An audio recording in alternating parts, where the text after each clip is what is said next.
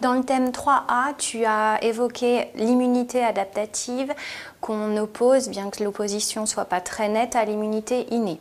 L'immunité innée, c'est tout ce qui est réaction inflammatoire. Et moi, là, par un petit schéma, entre guillemets, je vais te montrer ce qu'est l'immunité adaptative à médiation humorale, car il existe une immunité adaptative à médiation cellulaire. Médiation humorale, ça veut dire que le médiateur ici, celui qui va intervenir majoritairement dans ce type de réaction immunitaire, est l'anticorps présent dans le sérum, et le vieux mot pour sérum, c'était l'humeur, d'où le terme médiation humorale.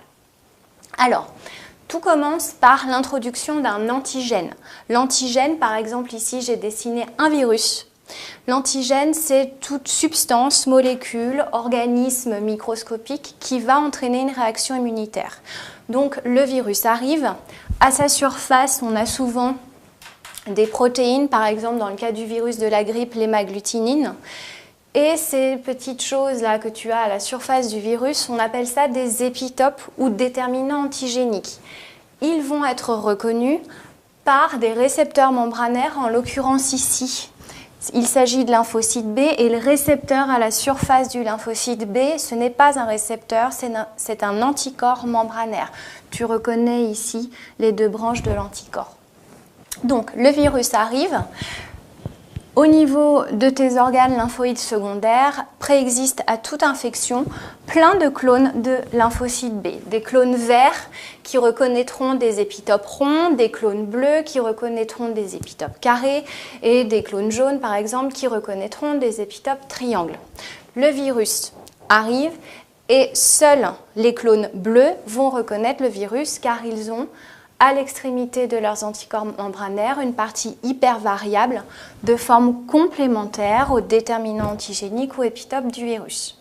Cette première phase est ce qu'on appelle la phase de sélection clonale ou d'activation. Mon lymphocyte B était naïf, il n'avait encore jamais rencontré le virus, et là, dès qu'il rentre en contact, on va avoir une activation de plein d'étapes en cascade. La première, dès qu'il est entré en contact, c'est la phase de multiplication. Mon clone bleu va se multiplier en plein de clones bleus, tous avec évidemment leurs anticorps membranaires anticarrés. Une fois qu'ils se sont multipliés, on arrive à une autre étape qui est l'étape de différenciation. Un grand nombre de ces lymphocytes B va se différencier ce grand nombre en plasmocytes. Le plasmocyte, c'est une cellule un peu particulière de gros volume avec un réticulum endoplasmique que j'ai schématisé par des barres ici, un appareil de Golgi également très développé et plein de petites vésicules de sécrétion. Pourquoi? Ce plasmocyte, en fait, cette grosse cellule, c'est une formidable machine à fabriquer des anticorps circulants, libres dans le sérum. Donc ici, tu vois que mes anticorps, ils ne sont plus membranaires, ils ne sont plus enchâssés dans la membrane, mais ils sont libres, anticorps circulants ou libres. Ces anticorps libres vont alors neutraliser le virus, ils ne le détruisent pas, ils s'y accrochent, c'est déjà pas mal. Une fois qu'ils l'ont neutralisé, on parle de complexe immun, ça empêche le virus d'infecter notre cellule et de s'y multiplier.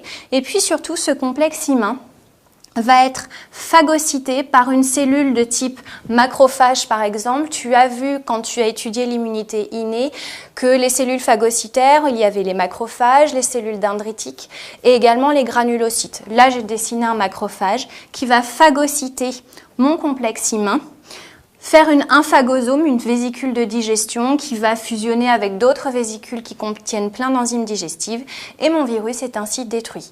Voici le schéma donc de l'immunité adaptative à médiation humorale. Mon virus qui s'était introduit dans l'organisme, j'ai réussi à le détruire par immunité adaptative, tout simplement parce qu'elle est spécifique. Je n'ai sélectionné que les clones bleus de lymphocytes spécifiques de ce virus quelconque.